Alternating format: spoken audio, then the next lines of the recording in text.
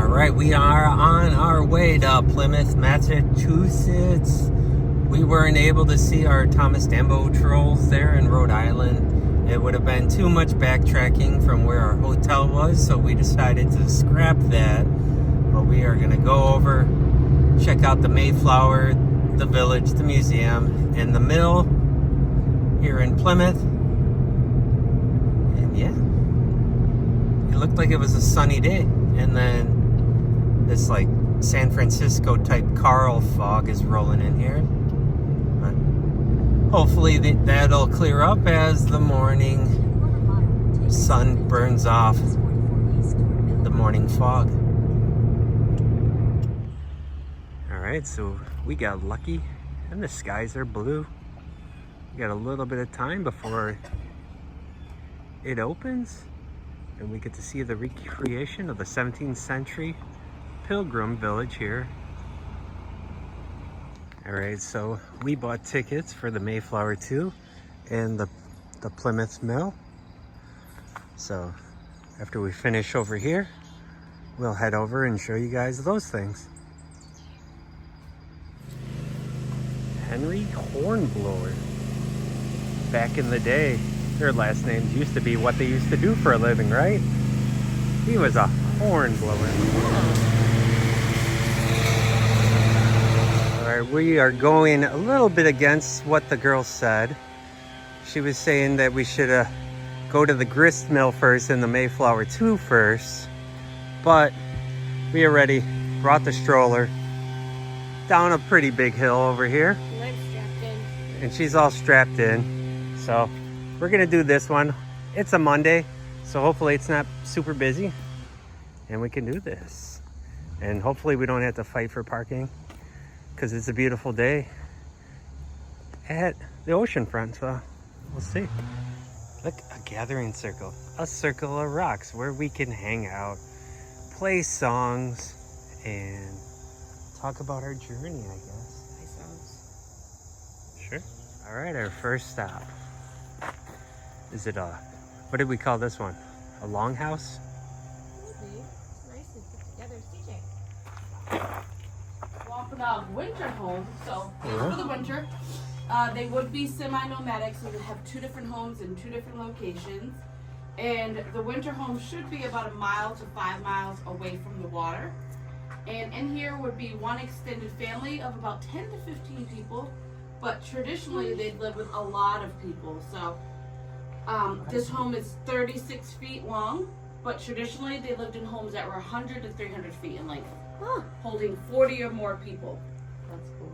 So extended families would actually be from the wife side. Men move in with their in-laws here. Huh. Well, I mean, as long as it's my dad's side. Yeah, they got more money. We have a bigger hut. CJ, it took All right. 2 months. 2 months Yeah. for the Wampanoag Indians Yeah. to build. They're kind of like longhouse. It's very We do. I think this is the side. It is beautiful out. Shades up. We got corn. Got a little structure over here and a little canoe. And then another, what do we call them? Interpreters over there. Yeah, educators. Educators making a fire. We're making a boat. We made a long boat. All right. So we're carving out the boat.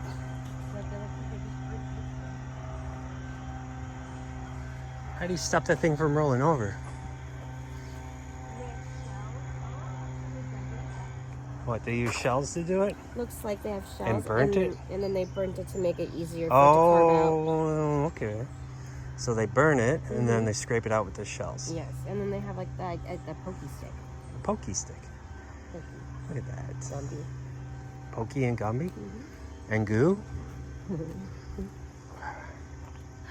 So that's cool. We just learned. You got nothing but time back then. Alright, so hopefully this weather holds out for us so we can go over and see the boat with this kind of blue sky. And hopefully it's not super crowded. Going into do the quail soup with some squash, some corn, some onion and garlic, and pepper seed. Nice. And there was no such thing as mealtime for the Wampanoag, so people were just eating whenever they were hungry. So snacking all day long, and that's why soups are good, because with soups you can keep adding to the pot without worrying about what you're going to cook next or stuff like that. It's actually what soup is in Wampanoag. It means throw everything in a pot. And then we also going to be making a cranberry tea today. Nice. We're just struggling a little with the wood, as you can see, it's not touching quite yet. A lot of wet, a lot of dampness lately. All right, we are heading over to the 17th century English village now. We have a craft center over here. Kids are still asleep. One just had to push them up a gravel hill. This stroller's nice, but the wheels are small. Yeah. I think that's free. Fudge.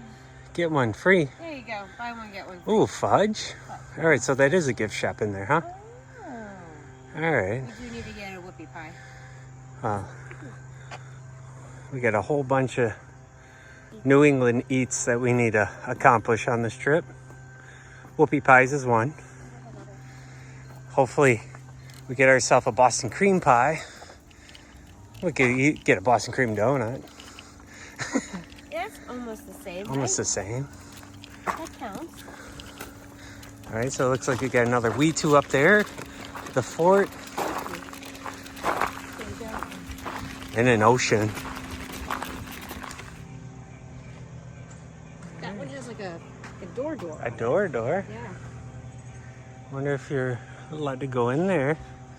But we've already been in one, so I'm gonna not even try. All right, so we really wanted to go to the village in Salem, which was Hocus Pocus, but it is not open during the week, and it is Monday. So we might stop by there and put the camera over the fence or what have you, but just to get that filming location. But at least we get to see a 17th century village. We're gonna go into the, I believe it's a fort. That would have been back in the day, honey. Okay. Make it as a carpenter back then. That's how you install windows. Huh. Is it OSHA regulated? Yeah, just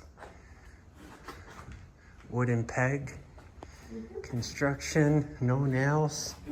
I don't see any yet. No, they didn't use nails then.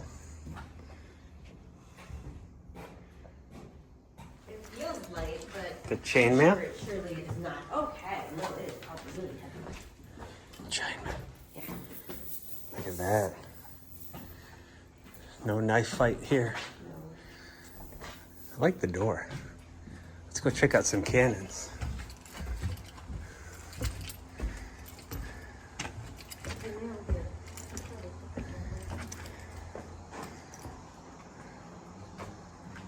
Alright, cannons.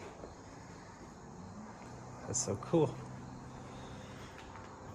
Alright, so then you get your doors. Slide out. Oh, it's a beautiful day. Got some sheep out here. Whoa. Garden.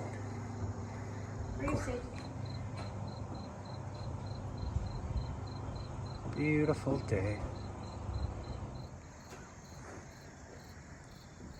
Leaves are starting to change. Ooh, hit my elbow. Alright, got us a couple interpreters there just waiting for us to come down. Alright, so that's the building we were just in, so watch out for the cannons. Think those cannons can hit the water from here? Sure. Sure. Without hitting the houses? This is easy going downhill. Not looking forward to going back uphill. Leave us alone, Mel Brooks. Every time they make a Robin Hood movie, they burn down our village. Rude. All right, we're gonna go inside some houses. Yeah. All right, so we got some old armor. It's cool. CJ, do you want to see it? CJ? Oh, look, I got a boot dryer that looks just like that. Like what? This is the boot dryer. Where do you plug that in? Oh, nice. All right, we got a pile of shells over here. Little garden in the back.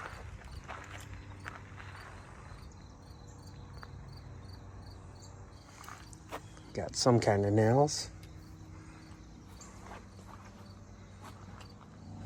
Yeah, it looks like those old cut nails.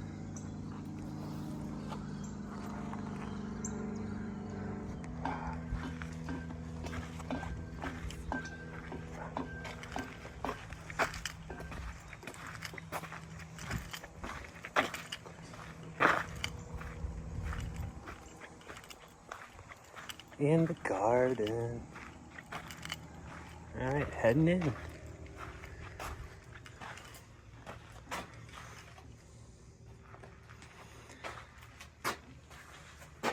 See, it's crazy that they actually have a thing for the baby. Because like in old world Wisconsin, you pretty much just like put the kids like in a little wood pen.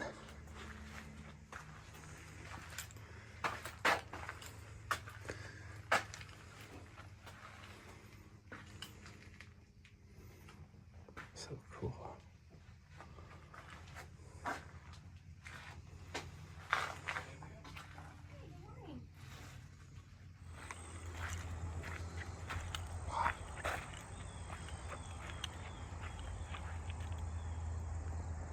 Master Alden can build a finer one Ah, a little bit further out.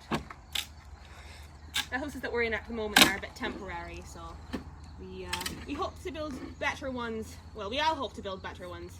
I think Master Alden is just a bit impatient.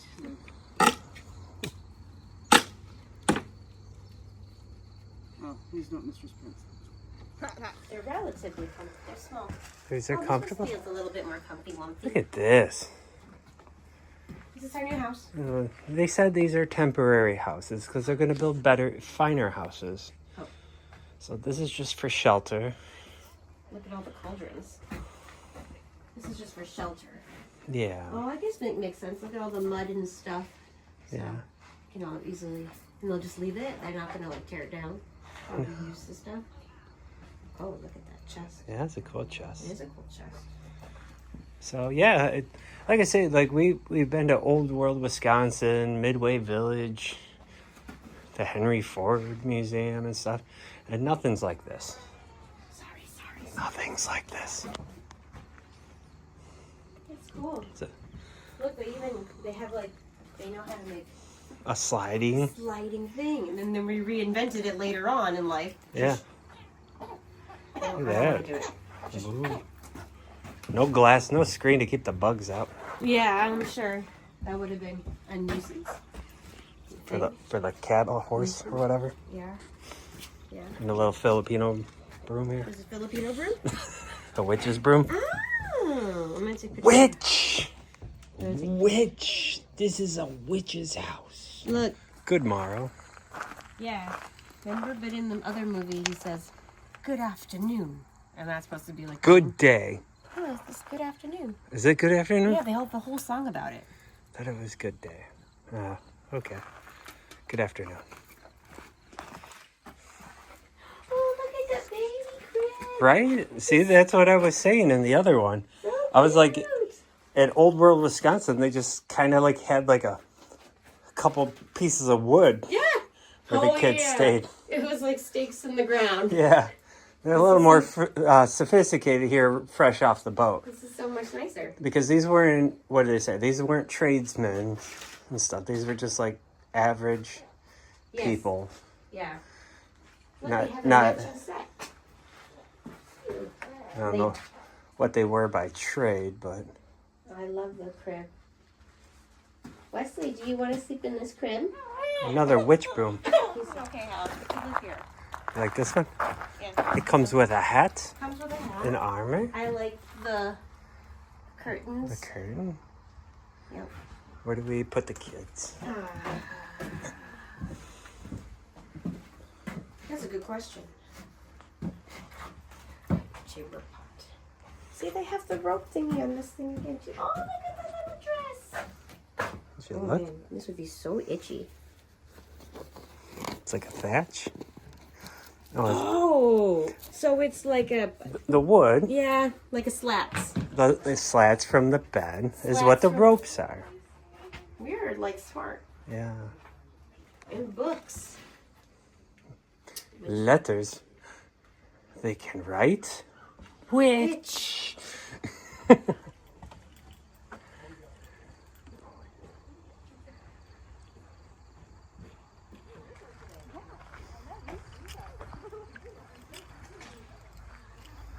Oh God. Well, even that's what I'm doing this morning. We're setting up. There is a brand new pilgrim starting this week, and so she's getting her heart cooking training today. And if you want to eat the food, you have to. And it's good to eat the food that way. I'm doing what I can. Yep. It takes a village. Yeah. And yeah. Could I do that in costume? Sure. Be like, you know what? It's Pants are a easier good this idea. way. Pumpkin seeds. Hands. Yep. Pumpkin seeds.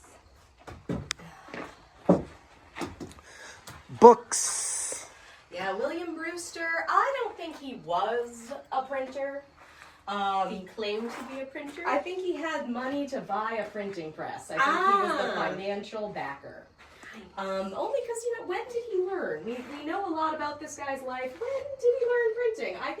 I think he was the So money. was it like a conversation piece basically, or did he actually try to use it? Oh no, he's using MTV. This is where the magic happens. Yep. Kids sleep up there. We got a ladder. Oh wow, they're drying some herbs, Oh, some leaves. this is okay. Watch your step. We're putting an in-ground pool here. Yeah. This is our furnace. This fire. Fire.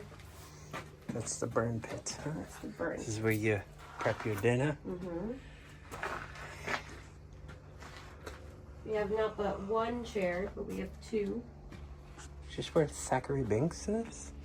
No, just kidding. We'll go see it. We'll look over the fence probably when we go to Salem. Comfy. It's magic. I think.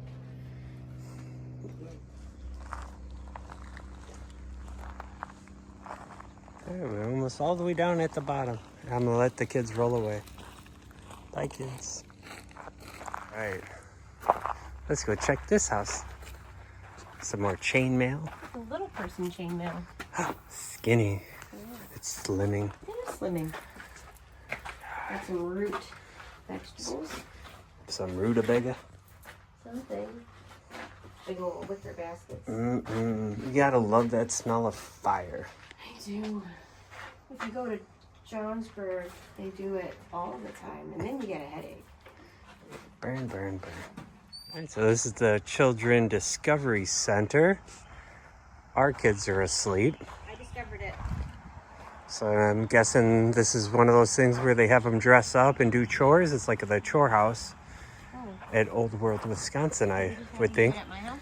It looks like, oh, there's like a hula hoop thing inside here. The kids could do some hula hooping. Watch your head. Well, you can't really hula hoop. It's just a hoop and stick. Oh, we chased the stick. And we got, I remember when the twins were little, they were running all around Bye Bye Baby on those things. Oh my God, they wanted us to buy it for them for Christmas. Tiny witch. Tiny witches. And another crib. Little The crib. cribs are my favorite. All right, so we got hemp, You could dress like a pilgrim. linen, leather, wool. Oh, I like wool. Tiny bed. Tiny bags. So yeah, this is where the kids can play, Hello. have dinner, Eel. eat some corn, Wheat. play some games. Turkey. Lobster. Play some chess. Do you think that the pilgrims And then a have little, lobster? you can dress up too. And a little mirror. The bug. Let's eat the bug. Let's eat the sea bug. You imagine how big they must have been back then before I found the bug. we ate them all? Yeah, probably ginormous. That would be scary. This is their Thanksgiving feast. Found the boys. All right. So we're all the way at the end now. Well, you don't really get much of a view coming back up the hill. I got all the way back here to take a shot, and then the trees kind of block it. The lady said that this village used to be downtown, and they moved it here. So they even recreated the hill. Yeah. Yeah. So like when we go down, if we go downtown to see the village, But we'll have the same. the village. temporary village, No, this village was brought here. but yeah, but Yes. not the real village. Yeah. The village that they made Yeah. for tourists. Right. Not the 17th century buildings. Okay. So this was moved here and put by the ocean Down by the sea. that you can't see anymore. Wouldn't it be smashing? So this is better than going up that hill, huh? Running up that hill. So if you got a stroller, you turn at the fork and you go up this way. Alright, so what did the pilgrims wear?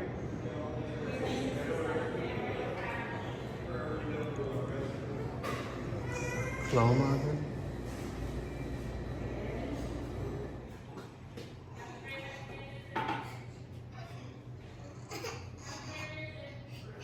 What's wrong? All right, so what I believe is the house that we saw them taking apart in the back, they're gonna move it up here. Like they said, they were gonna move it further up the hill. So, yeah. I kind of thought they were just kind of joking, like they were refurbishing it. But they're doing that and moving it, I guess. The moo flower. The moonflower. It's a cow. It has knickers. He's wearing his pantalones. And buckle shoes.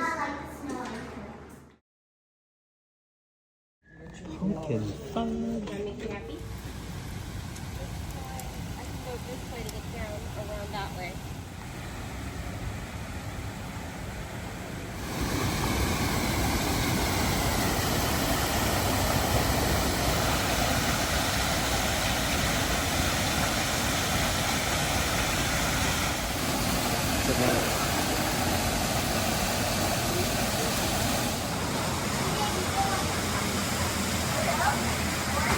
Who's that guy? Oh.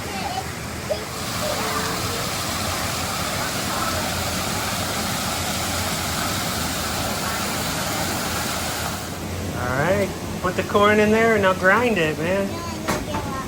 Need more corn?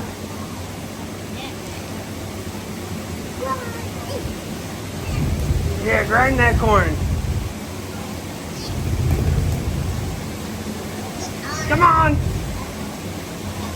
You put the shovel down.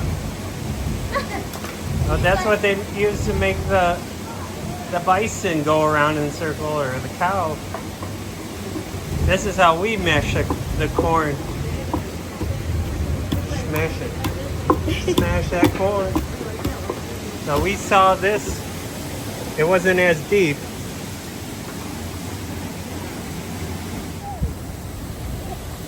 Alright. We are going upstairs for the tour. I don't understand this cutout, but you're a fish face. Now, the word samp might not really ring any bells for you. However, you might know it a little better by its southern name, Brits, or its more Italian counterpart, polenta. You're always going to get these two things whenever you grind your corn. They're just simply two different parts of the corn kernel. But if you make a couple initial adjustments, you can grind down some or all of this sand to be fine enough that it'll mix in with your cornmeal. Everybody was really different in what they wanted. It was ultimately down to personal preference. But the reason why it was such a big deal to have this mill is that once you hand your corn off to the miller, you would only really have to wait around 30 to 45 minutes to get it ground up. There might be a bit of a line outside and you might have to mill around for a little longer than that. But in any case, it's still a lot faster and a lot easier than going at it with a motor and pestle all day. So John Jenny, he gets his mill up and running in 1636 and he runs it until his death in 1644. After he dies, he leaves the mill to his wife Sarah, and since she never ends up remarrying, she runs it until her death in the mid-1650s. Then their son Samuel takes over. Now, Sam Jenny was not a phenomenal miller, and at this point the town of Plymouth kind of had it with the Jennys. So they give him an ultimatum. Either sell your mill off to somebody else, or we're going to build a competing mill and run you out of business. He ultimately chose the former, and in 1683 he sold his mill off to a man named Charles Stockbridge, who owned a mill up north in Scituate. After around 150 years of changing hands between a couple of different groups, finally in 1847 the first Plimoth Grist mill sadly burns down. Now, while we are in a reproduction mill built in 1970, we are actually on the same exact spot that original mill was on.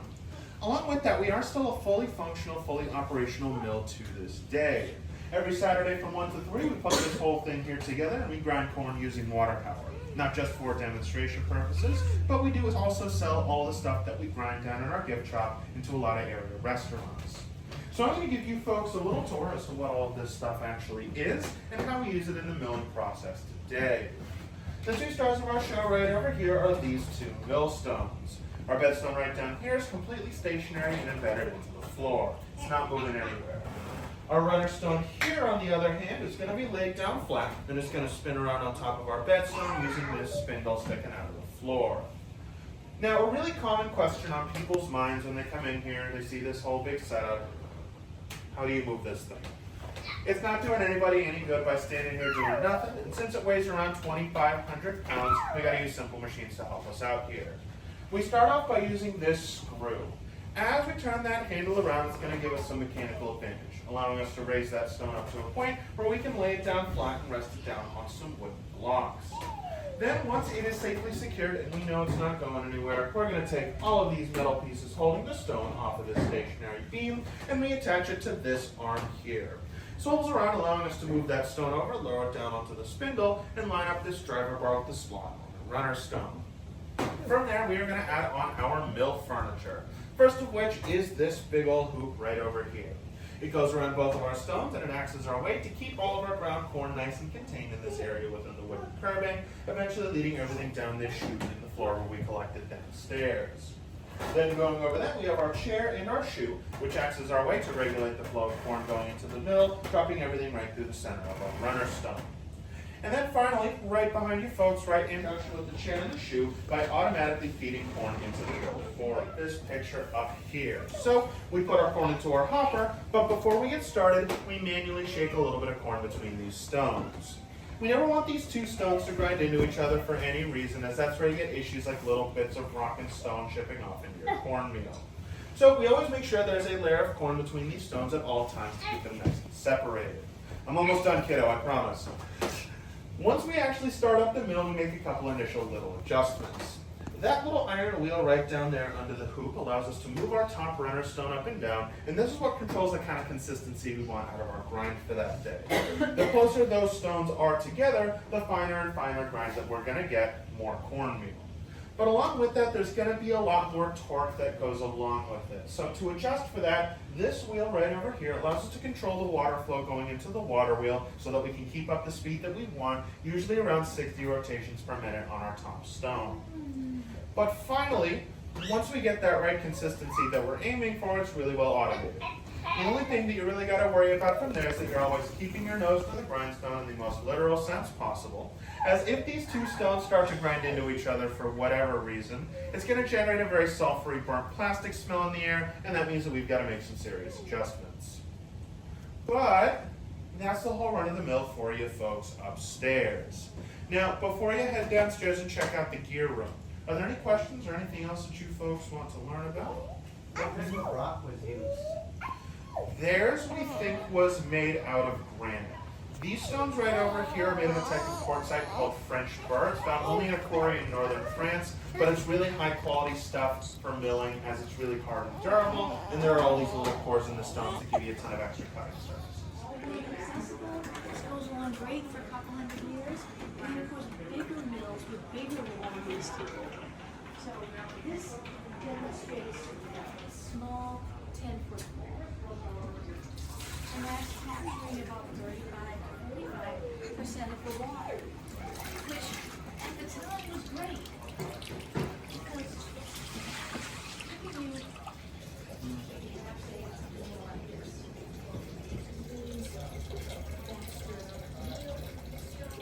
anyone can lift the stone. His wife can lift the stone. The son can lift the stone. Just because of these are simple ramps that eliminate friction. And this simple pulley has a wheel inside, which divides the 50 pounds by the 4, making it really, really light.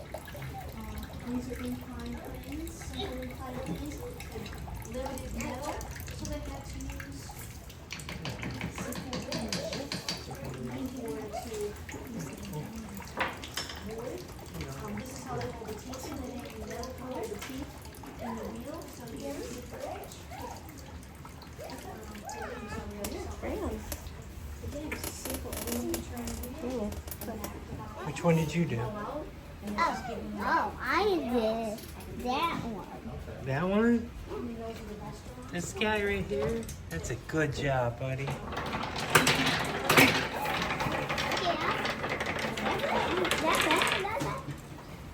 So it's a fish ladder. Alright, so here's a water wheel. I didn't really have a good angle on that. Alright, so up in the upstairs, he was talking about this was the kind of corn that they had, the Indian corn, which was really hard.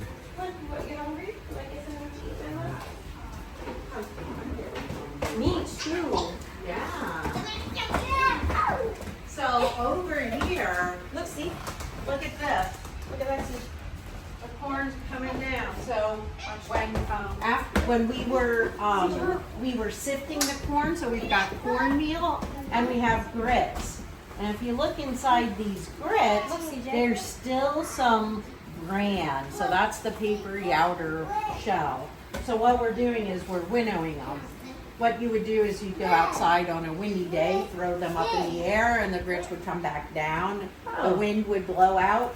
So instead of doing that, we've got the wind here with our fan. And I just need to give this a little encouragement. And yes, and so you can see the grits are going to fall down, and there's still some bran that's going out. So this is actually like the second time that we're running it through, so there's not as much. But we like to do it twice to get that, to get as much out as we can. So that's it, and that's the stuff that sticks in your teeth when you're eating corn. Oh, that's of course, yeah. This is so a we want to get, so we want to get rid of that, and so that's how we do that.